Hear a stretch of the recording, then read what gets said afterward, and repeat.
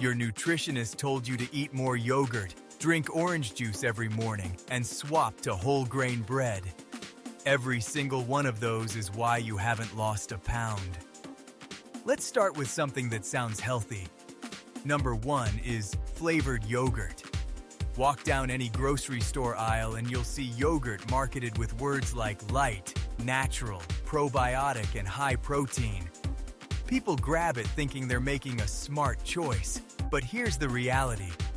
Most flavored yogurts are absolutely loaded with added sugar, often anywhere from 15 to 30 grams per small container. That's nearly as much sugar as a candy bar.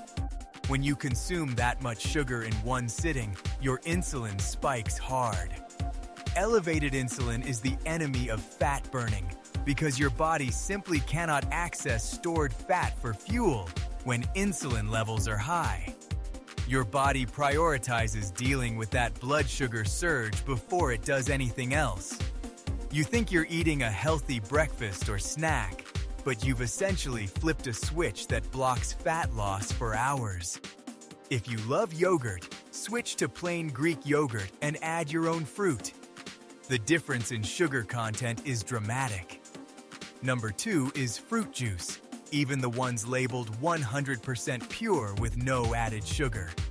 This one gets people because fruit itself is healthy, so the juice must be fine, right? Wrong. When you juice a fruit, you strip away most of the fiber. Fiber is what slows down sugar absorption and keeps insulin from spiking dramatically. Without it, drinking orange juice or apple juice is metabolically almost identical to drinking a sugary soda. Your liver gets flooded with fructose, and when your liver is overwhelmed with fructose, it converts a significant portion of it into fat through a process called de novo lipogenesis. You are literally drinking liquid that triggers fat storage. The whole fruit is fine in moderation. The juice form is a metabolic trap. Number 3 is white bread and refined grains. This one most people already know they should limit, but they don't understand why it's so damaging specifically for fat loss. Refined grains have been stripped of their fiber and bran, which means they digest incredibly fast. Your blood sugar shoots up rapidly, insulin follows, and you're back in that fat storage mode. But there's another layer here. Refined grains also cause rapid hunger to return. You eat white bread with your lunch, and within 2 hours you're hungry again. That constant hunger cycle leads to more eating, more insulin spikes, and a body that never gets the chance to dip into fat stores for energy. Swapping to whole grain options makes a meaningful difference because the fiber content slows everything down. Number 4 is store-bought salad dressings. You ordered the salad, you did the right thing. But then you poured on 2 tablespoons of a bottled ranch or honey mustard dressing and completely undermined your effort. Most commercial salad dressings use low-quality industrial seed oils like soybean oil and canola oil as their base. These oils are extremely high in omega-6 fatty acids, which in excess promote inflammation in the body.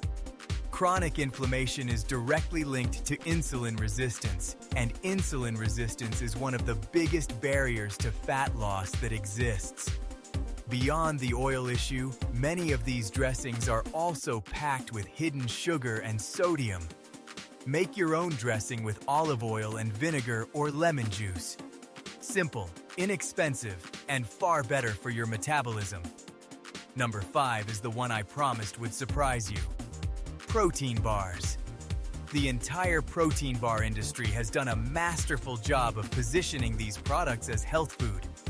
They're marketed to gym goers, dieters, and busy professionals who want a quick, nutritious snack.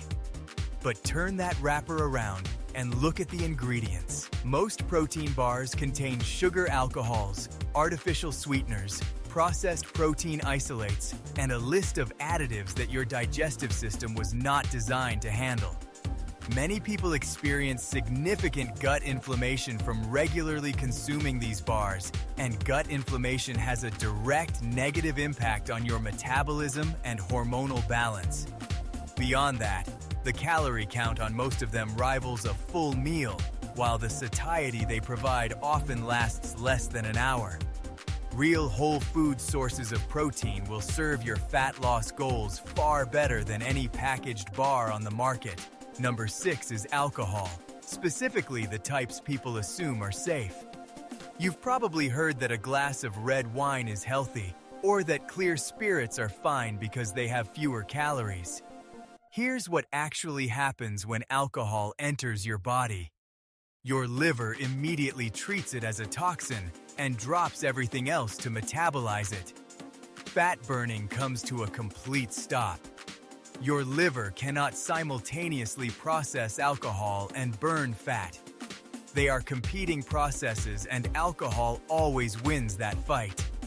Beyond halting fat oxidation, alcohol also lowers inhibitions and increases appetite, which is why most people eat significantly more food on nights when they drink.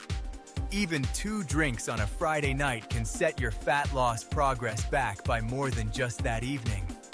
If fat loss is genuinely your goal, alcohol frequency and quantity need to be seriously addressed. Number 7 is something in almost every single pantry in the world: condiments and sauces. Ketchup, barbecue sauce, teriyaki sauce, sweet chili sauce. People use these freely because the serving size seems small. A tablespoon here, a drizzle there. But the sugar content in these condiments is staggering relative to their volume. 2 tablespoons of ketchup has around 8 grams of sugar. Barbecue sauce can have even more. If you're using these liberally across multiple meals throughout the day, you are adding a significant sugar load to your diet without even realizing it, because nobody sits down and counts the sugar in their condiments.